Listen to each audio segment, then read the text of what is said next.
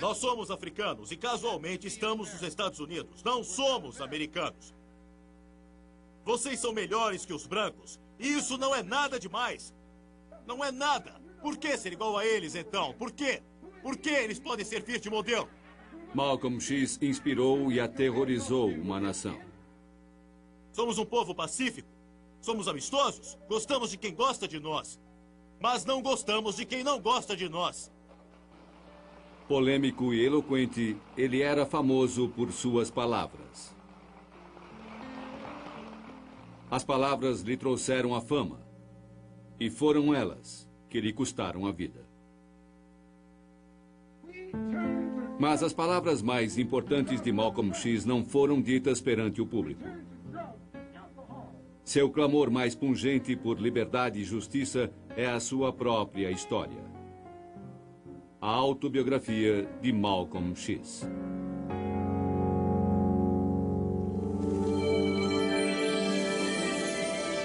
Grandes livros.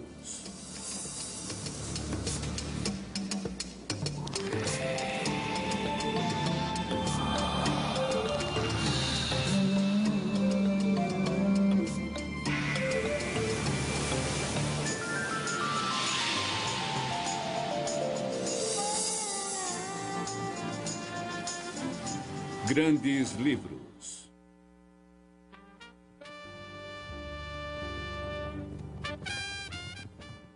Minha mãe conta que, quando estava grávida de mim, um grupo de encapuzados da Ku Klux Klan foi até nossa casa em Omaha, Nebraska, cercou a casa e ficou agitando suas armas de fogo. Eles pediram para que meu pai saísse.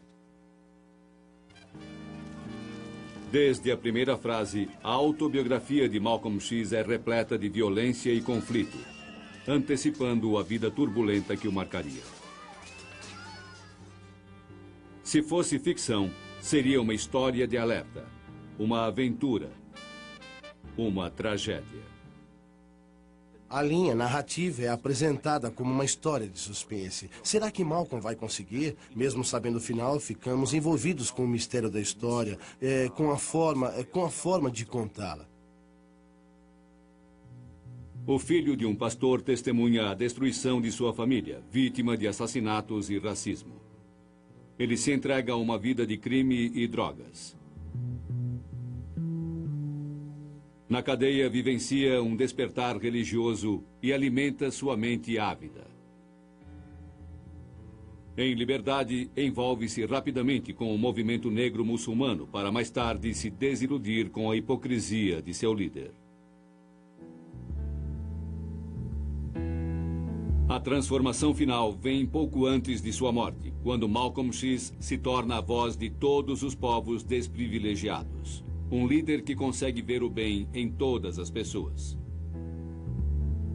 Se fosse ficção, o inesquecível personagem principal estaria à altura dos grandes protagonistas da literatura norte-americana.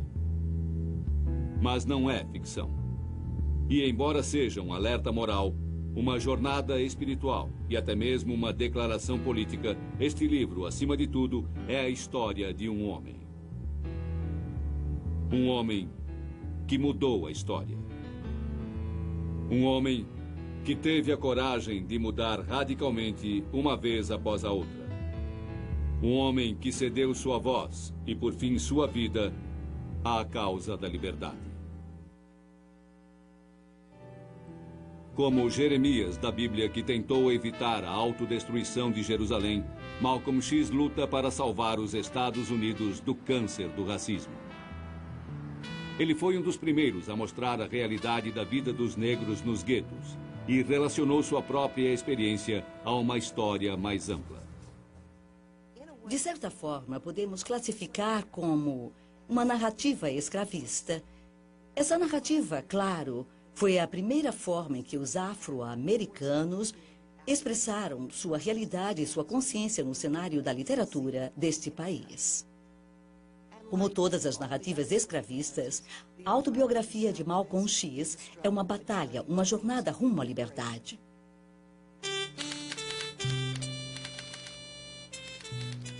Como numa narrativa escravista, esta história é contada em primeira pessoa. Curiosamente, o livro teve dois autores, Malcolm X e um jovem escritor que mais tarde ficaria famoso, Alex Haley. Haley nasceu em 1921 e foi criado em Henning, Tennessee. Era o mais velho de 4 irmãos. Terminou o colégio aos 16 anos e ingressou na Guarda Costeira trabalhando na cozinha. Mais tarde tornou-se jornalista-chefe da Guarda Costeira, cargo criado especialmente para ele. Ele tinha quase 40 anos quando encerrou seus 20 anos de trabalho na Guarda Costeira.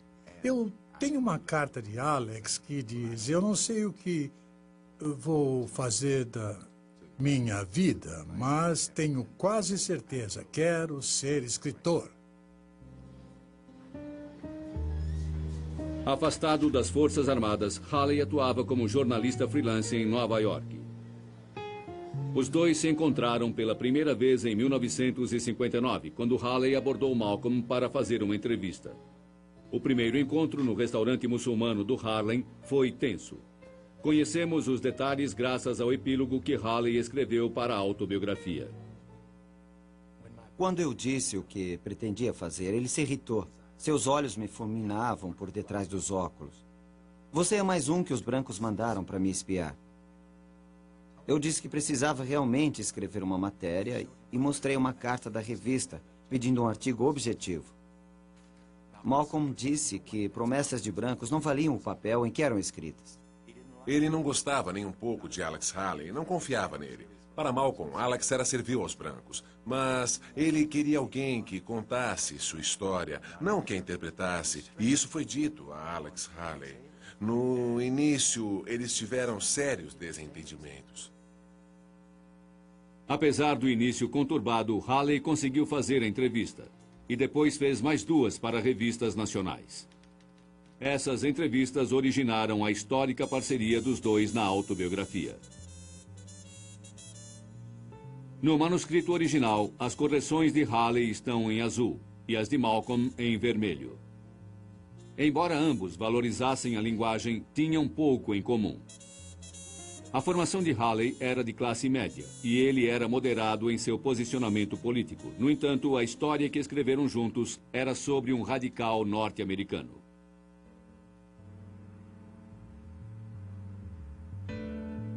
Malcolm X nasceu Malcolm Little no dia 19 de maio de 1925 em Omaha, Nebraska, filho do reverendo Earl Little, ministro batista da Geórgia, e de Louise Little, imigrante de Granada. Durante a infância de Malcolm, a família viveu em Lansing, Michigan. Os pais de Malcolm faziam parte da Associação para o Desenvolvimento do Movimento Negro com Marcus Garvey. E o interessante nisso, e importante, era a participação deles nesse grupo de negros que viam o nacionalismo como única forma de fugir da supremacia dos brancos no país. A ligação da família com Garvey incutiu nos 7 filhos o orgulho racial, mas também expôs sua casa aos ataques dos racistas.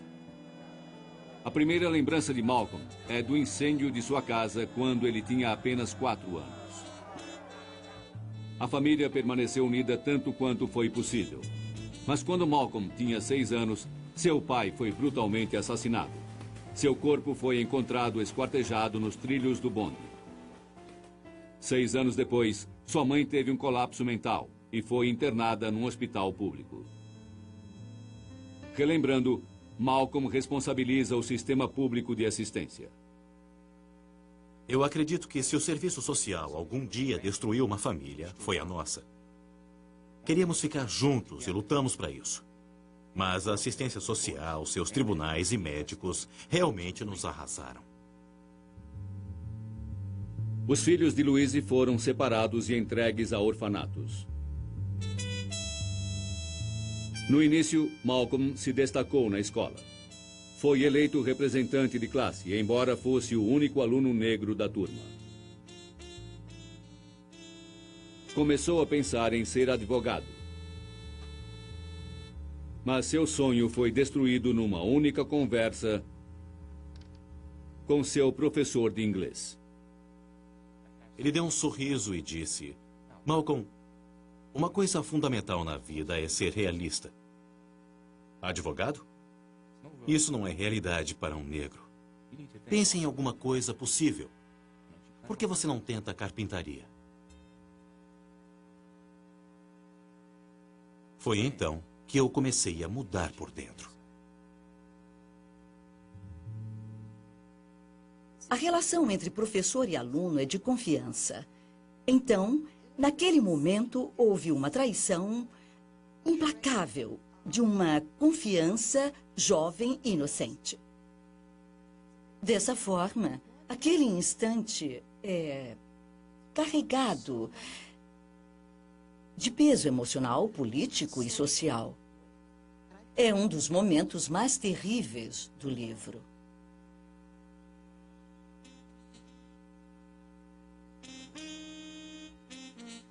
Depois da 8ª série, Malcolm foi morar em Boston com a família da irmã mais velha.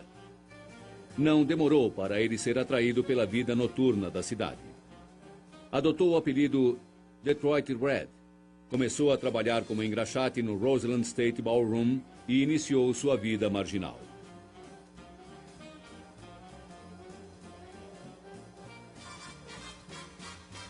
Malcolm X acabou indo para o Harlem, a capital da agitação negra.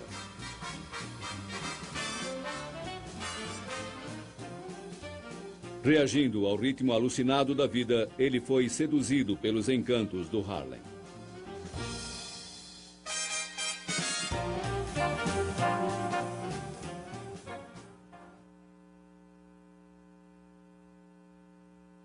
Não demorou para se tornar traficante, fazendo uso de sua inteligência para se destacar.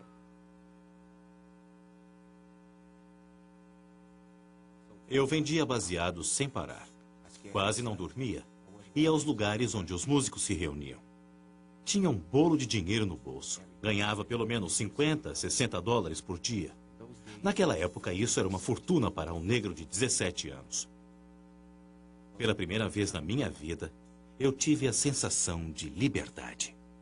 Em pouco tempo, Malcolm começou a usar drogas, além de vendê-las. Cada vez mais ele perdia o controle de sua vida. Grande parte da autobiografia é dedicada a esta fase da vida de Malcolm X, descrevendo intensamente a vida marginal no Harlem e em Roxbury, Massachusetts. Ao narrar sua vida, ele precisava revelar até onde havia chegado para depois mostrar o que havia conseguido.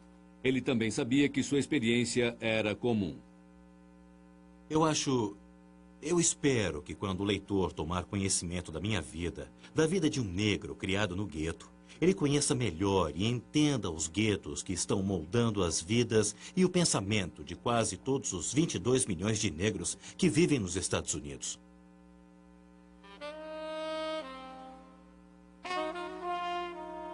Em 1944, Malcolm voltou para Boston e sua vida de crimes prosseguiu. Começou a assaltar casas com sua namorada branca, Sofia, e alguns amigos. No livro, há uma cena chocante que já revela o líder irredutível que Malcolm viria a ser.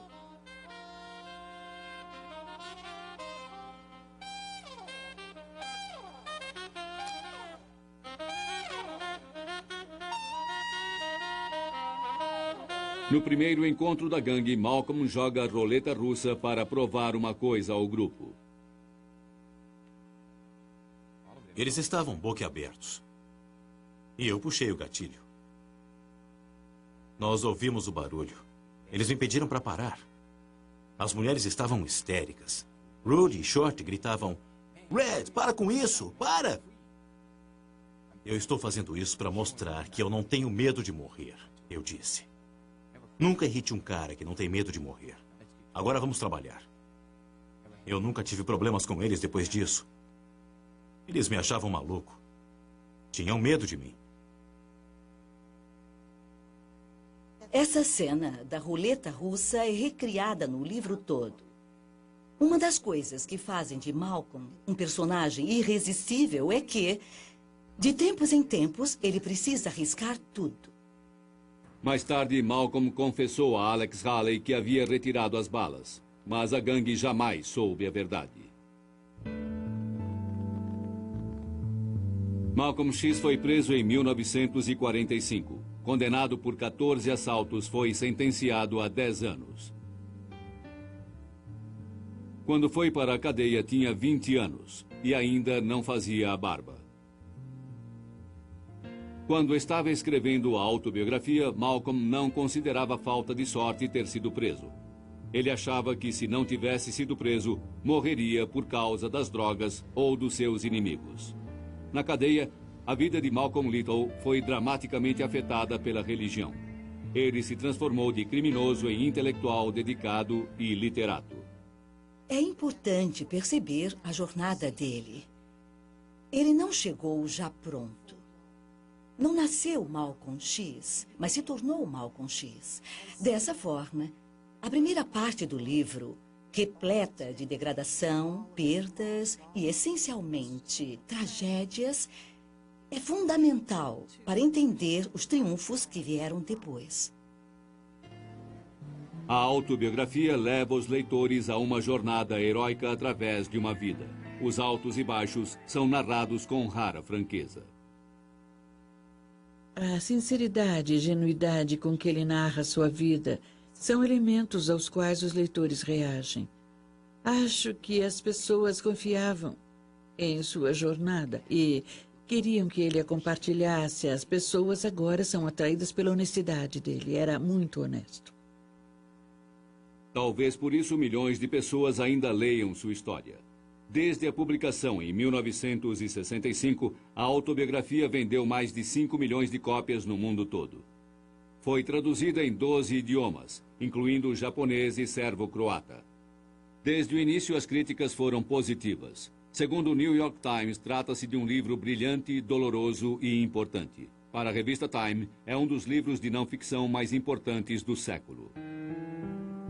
A vida de Malcolm X pode ser vista como uma história de conquistas, na qual os objetivos são espirituais. Na prisão, ele tomou conhecimento de uma seita denominada Nação do Islã. Ela se baseia no islamismo ortodoxo, uma religião mundial com cerca de 1 bilhão de seguidores.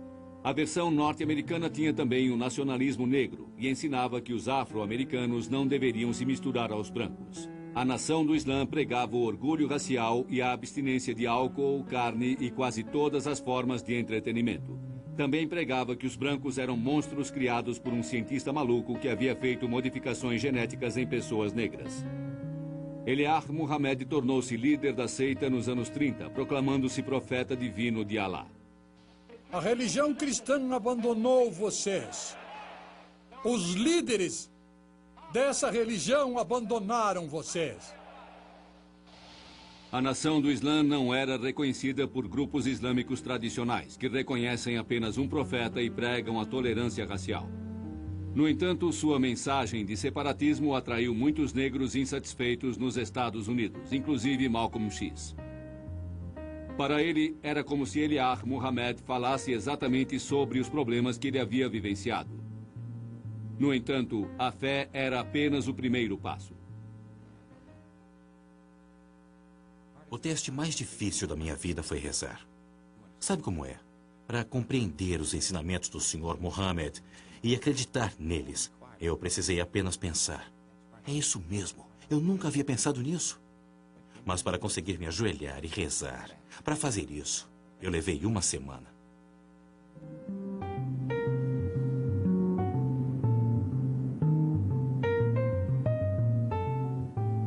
Na cadeia, Malcolm também iniciou sua paixão pelas palavras. Lia e estudava avidamente. Chegou a copiar à mão o dicionário inteiro. Malcolm foi libertado após 7 anos, em 1952. Ele havia mudado muito, mas ainda haveria outras mudanças.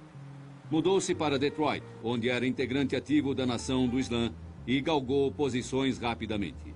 Aproximou-se do líder do movimento, Eliah Muhammad, que, em sua opinião, havia lhe salvado a vida. Eu gostaria de apresentar um homem muito importante. Logo, o homem nascido Malcolm Little e chamado de Detroit Red mudou de nome de novo. O X substitui o nome desconhecido, nosso nome africano, que perdemos na época da escravidão. O capataz apagava os nomes, mas cada um tinha o seu. Qual era o seu nome? Não podia ser Smith ou Jones. Ou Butch, ou Powell. Não era esse o seu nome. Ninguém tem esses nomes na nossa terra. Então qual era o seu nome? Por que vocês não sabem quais eram os seus nomes? Malcolm X começou a viajar pelo país, inaugurando templos. E a nação do Islã cresceu rapidamente. Ele se estabeleceu em Nova York e se tornou ministro do templo número 7, no Harlem. Malcolm entendia as pessoas do Harlem e sabia como atraí-las. Malcolm X costumava ser subestimado como apenas mais um ali na esquina, mas ele conseguiu fazer da esquina o centro do universo dos negros. Eu caminhava com ele pelo Harlem. As pessoas iam conversar e ele falava com elas na linguagem das ruas. Você está chapado, não é? Você está precisando muito de um pico, eu estou sabendo. Foi isso que os brancos trouxeram para você, mas em vez de lutar contra eles, você, é claro, prefere se destruir, está afim de mais drogas, não é? Eu sei como é. Então ele dizia, mas tem outra saída, eu já passei por isso, sabe? Eu usava drogas, mas hoje eu uso outras coisas. Em 1956, Malcolm conheceu a irmã Betty X, estudante de enfermagem que dava aulas de higiene feminina no templo. Em 1958, eles se casaram. Ao formar a família, o casal mal teve tempo para se adaptar à vida de casados. Em breve, Malcolm X viria a ser uma das figuras públicas mais polêmicas dos Estados Unidos.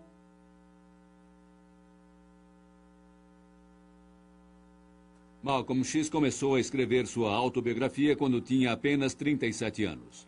Ele parecia saber que não viveria muito mais e acreditava que a história de sua vida seria seu maior legado. Queremos justiça! Muitos conhecem essa história graças ao filme de Spike Lee de 1992, baseado no livro. Queremos justiça! Queremos justiça! Queremos justiça!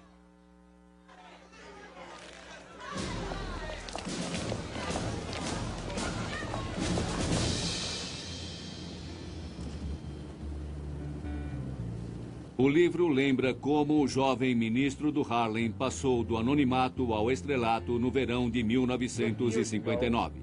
Naquele verão, o presidente Eisenhower estava preocupado com a Guerra Fria e com um novo vizinho chamado Fidel Castro. O movimento pelos direitos civis ganhava força sob a liderança do reverendo Martin Luther King Jr. O clima na época em que Malcolm fazia os seus discursos era um clima de intimidação, opressão, segregação e preconceito contra os negros. Um preconceito que ia além do que eles poderiam pensar sobre nós e chegava ao nível do que eles poderiam fazer contra nós. Até essa época, Malcolm X era pouco conhecido fora do movimento muçulmano, mas isso mudaria repentinamente. Notícias a respeito desse fenômeno chegaram até o jovem jornalista que apresentava um programa de notícias locais. A primeira vez que eu vi o nome Malcolm X, a primeira vez que eu vi o nome Elijah Muhammad, foi em junho de 1959. Um homem chamado Lou Lomax, que trabalhava comigo na época como repórter, disse o seguinte: acho que sei de uma história que pode interessar você, Mike. O que é? A nação do Islã. O que é isso? Voltaremos a falar com você em Lomax e Wallace produziram um documentário chamado O Ódio que o Ódio Gerou, sobre grupos negros nacionalistas em Nova York. Não há salvação no cristianismo para os negros. O programa apresentava a nação do Islã e seu líder, Elijah Muhammad. Também foi a estreia de Malcolm X na televisão e foi um sucesso. Você pode falar com qualquer criança muçulmana e perguntar onde é o inferno e quem é o diabo. Que ela não vai responder que o inferno fica lá embaixo e que o diabo é um ente invisível que ninguém consegue ver. Ela vai dizer que o inferno é o lugar onde ela vem sofrendo e que a pessoa responsável por todo esse sofrimento que ela vem passando, que esse sim, este é o diabo. Então ela diria que o diabo é o homem branco.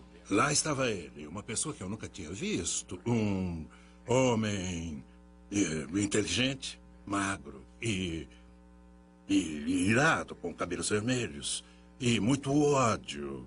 Seus olhos saltavam faíscas e ele olhava as pessoas diretamente nos olhos, empurrando-as contra a parede.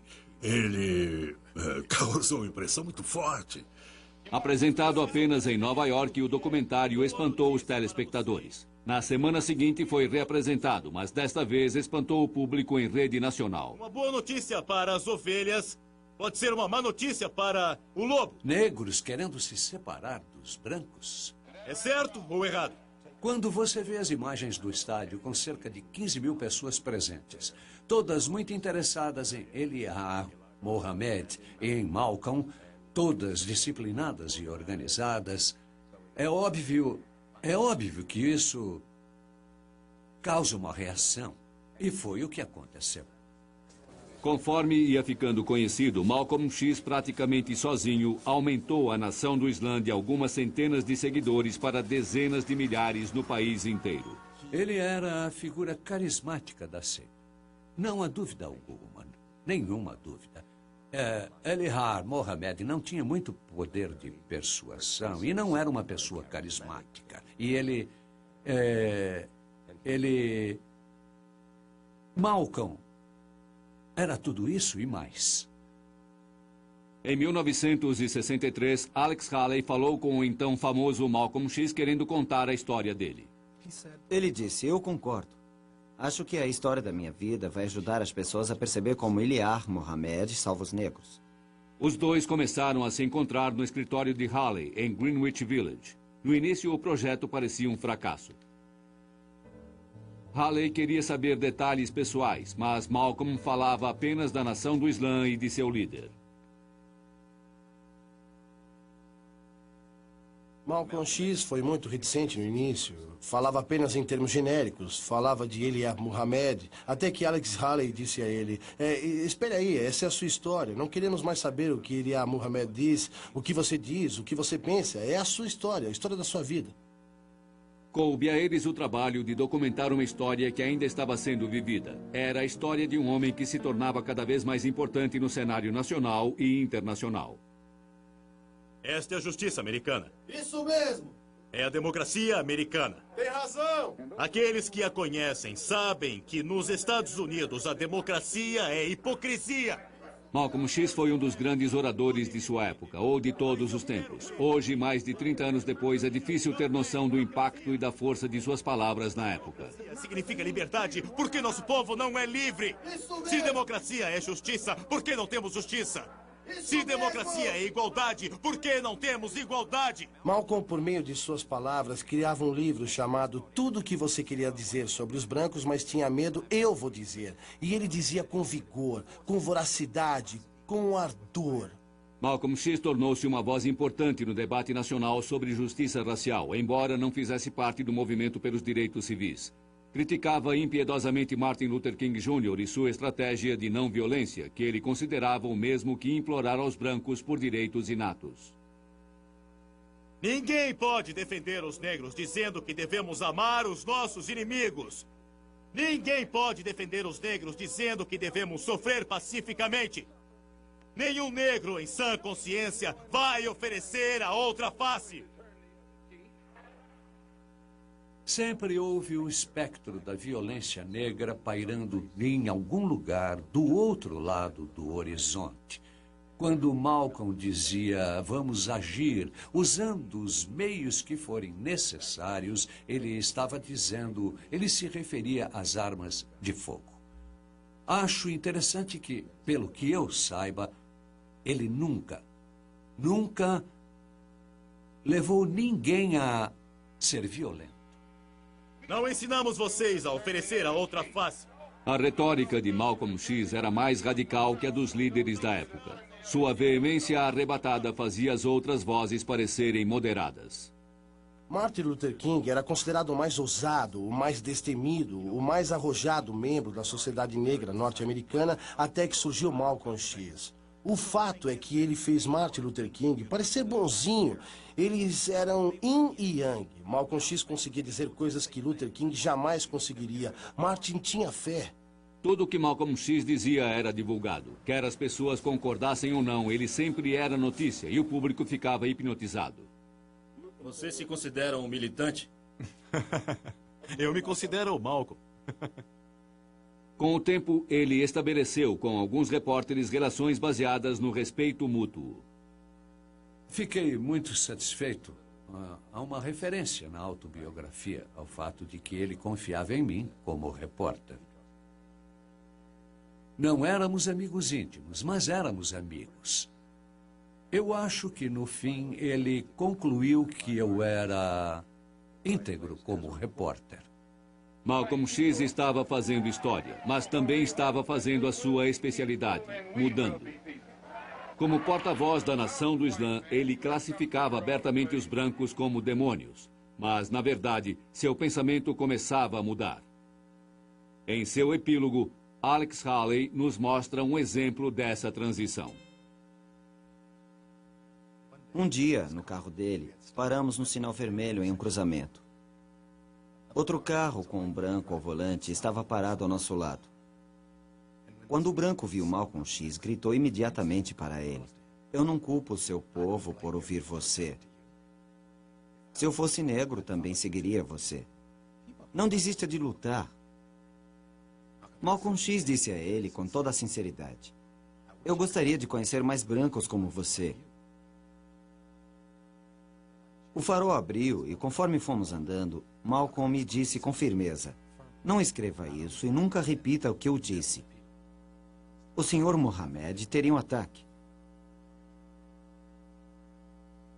O mais significativo, conforme eu percebi depois, é que foi a primeira vez que eu ouvi falar de Iliar Mohammed, sem aquele tom de reverência. Foi a primeira vez, mas não seria a última.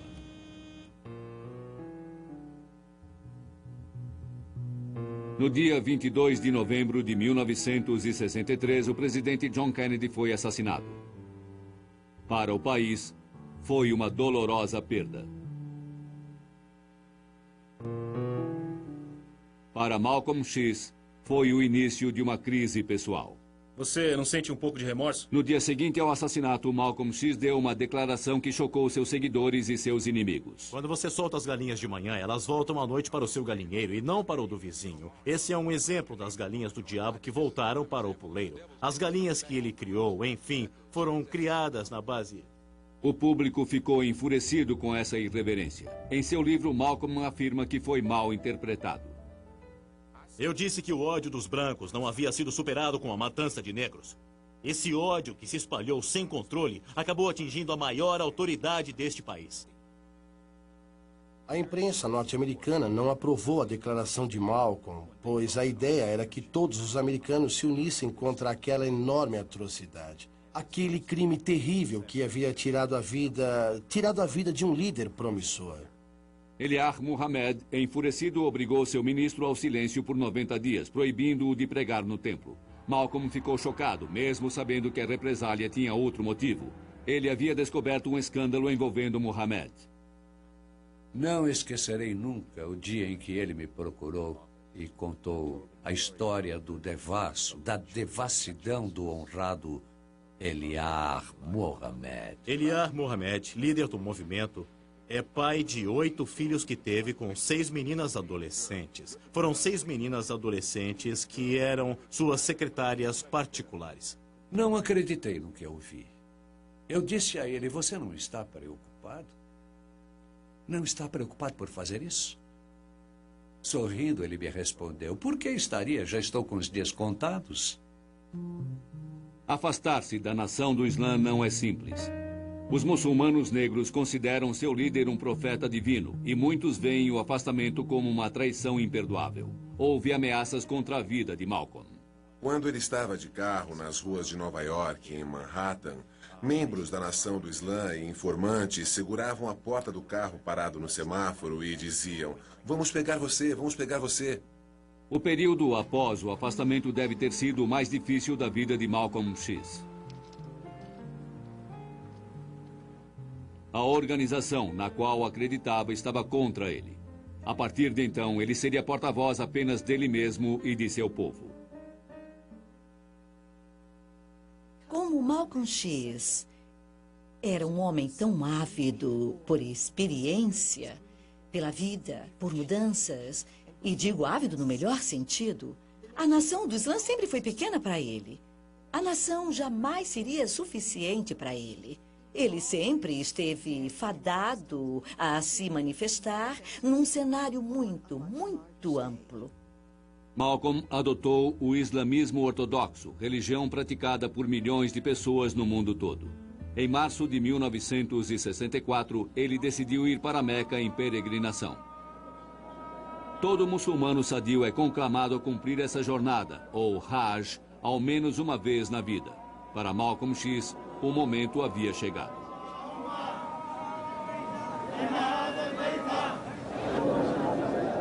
Na cidade sagrada, ele viu pessoas de todas as raças e nações rezando juntas.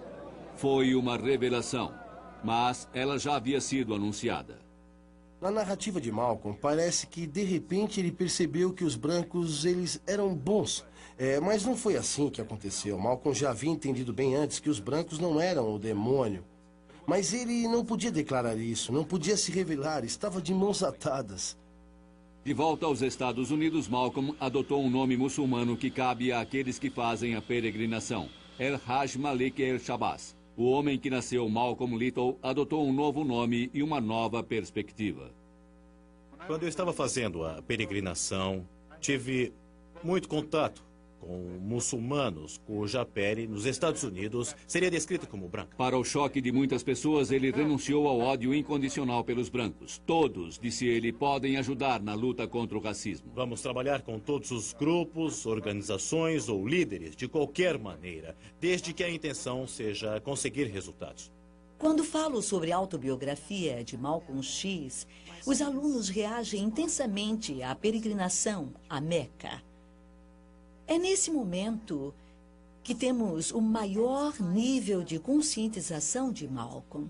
É onde vemos Malcolm, o aprendiz dessa nova fé, mas também vemos Malcolm, o diplomata, o aventureiro, o Malcolm que decidiu buscar a compreensão mais abrangente possível de si mesmo. Malcolm X começou a divulgar sua mensagem internacionalmente, afirmando que a injustiça racial nos Estados Unidos era uma violação dos direitos humanos, o que era uma ideia radical na época. Ele foi bem recebido no exterior, mas nos Estados Unidos as pessoas desconfiavam do novo Malcolm X. Um dos meus trechos favoritos da autobiografia de Malcolm X é quando ele diz: "Não me deixem sair do lugar". Ele se refere aos inimigos e aos seguidores, porque cada grupo definiu Malcolm de maneira tão restrita, em termos ideológicos, que ele não conseguia fazê-los perceber que saiu de onde estava, que evoluiu, que ele mudou de posição e que ele é outro, entende? Quanto mais Malcolm viaja, mais tem a sensação de estar sendo seguido, e não apenas pelos muçulmanos. No último capítulo de seu livro, Malcolm X parece se despedir. Ele fala sobre islamismo, sobre política e sobre a ajuda que os brancos podem dar na luta pela igualdade. Ele revela alguns arrependimentos, como não ter terminado a escola, não ter sido advogado. De um modo sinistro, Malcolm prevê seu próprio fim nas dolorosas páginas finais. Agora, sempre que acordo, é como se estivesse ganhando mais um dia. Em qualquer cidade, onde quer que eu vá, nos discursos e reuniões que faço para a minha organização ou quando participo de outros eventos, os negros me observam o tempo todo. Sei que também posso morrer de repente nas mãos de um branco racista, mas, de qualquer forma, vivo cada dia como se já estivesse morto. Acho que não estarei vivo para ler este livro quando for publicado.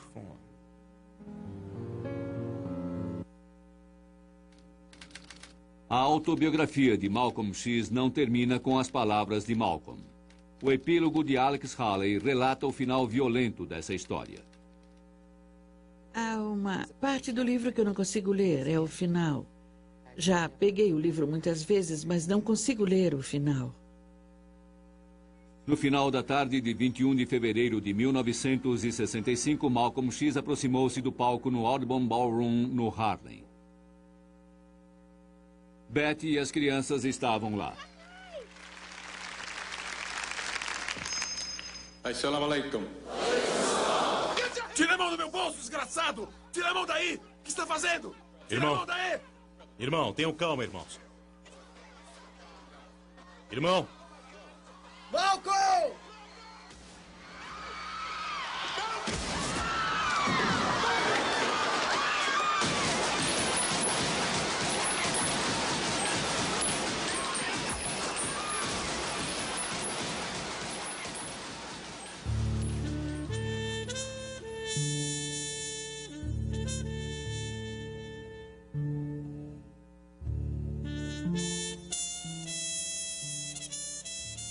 Grávida de gêmeos, Betty correu para perto do corpo do marido.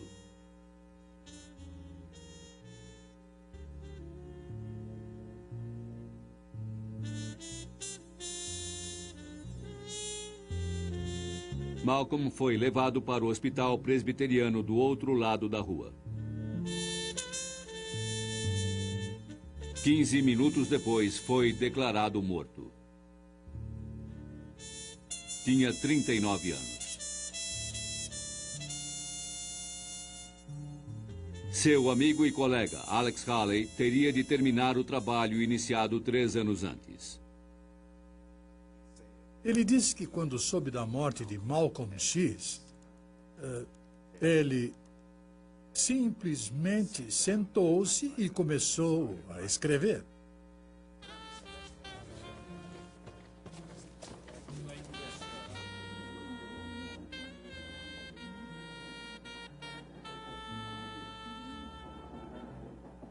Como ele havia previsto, Malcolm X não estava vivo para ler sua autobiografia, que foi publicada meses após a sua morte. Alex Haley ganhou fama como mestre da narrativa. Morreu em 1992, vítima de um ataque cardíaco. O que eles criaram juntos, a autobiografia de Malcolm X, é uma das narrativas mais intensas e inspiradoras deste século.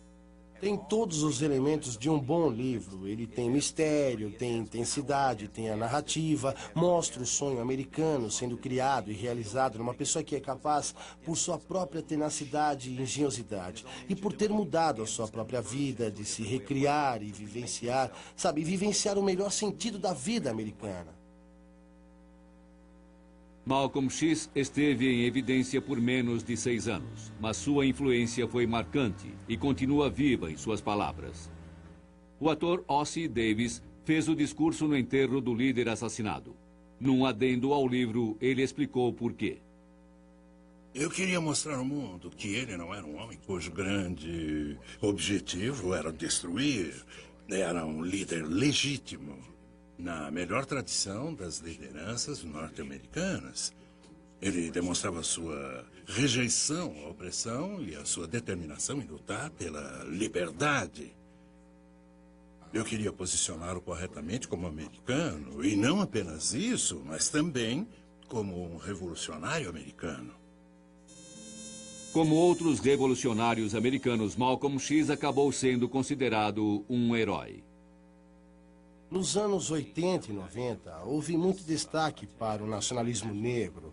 O filme de Spike Lee sobre Malcolm X foi o auge do movimento, foi o ponto culminante de um processo que vinha sendo edificado na cultura negra, nos filmes com negros, na música negra também. O filme fez Malcolm X virar moda na época, e ele aparecia em videoclipes, em inúmeros pôsteres e camisetas. Mas o livro vai além da moda e suas vendas sempre foram consideráveis. Eu estava no correio um dia e vi Malcolm X sorrindo para mim num selo. Embora a cultura de massa tenha aceitado sua imagem, o livro continua sendo sua vingança. A autobiografia de Malcolm X teve a função de ser, em nossa cultura, um manual de luta, uma espécie de guia para deixarmos de ser negros para nos tornar homens. E ele foi eficiente nisso e ainda é.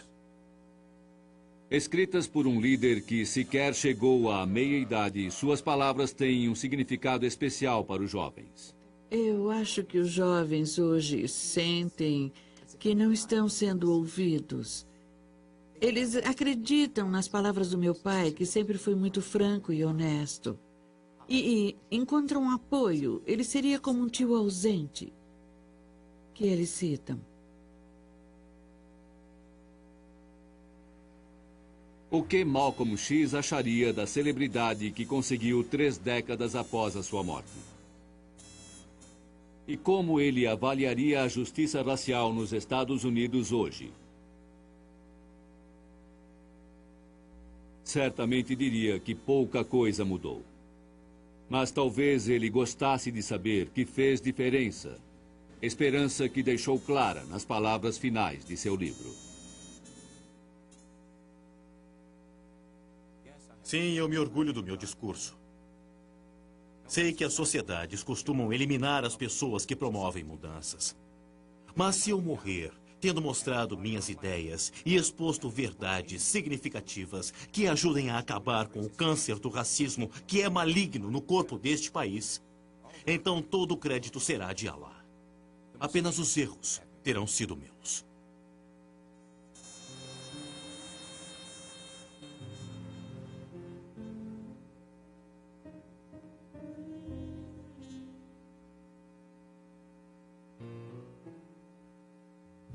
Versão brasileira, Clone.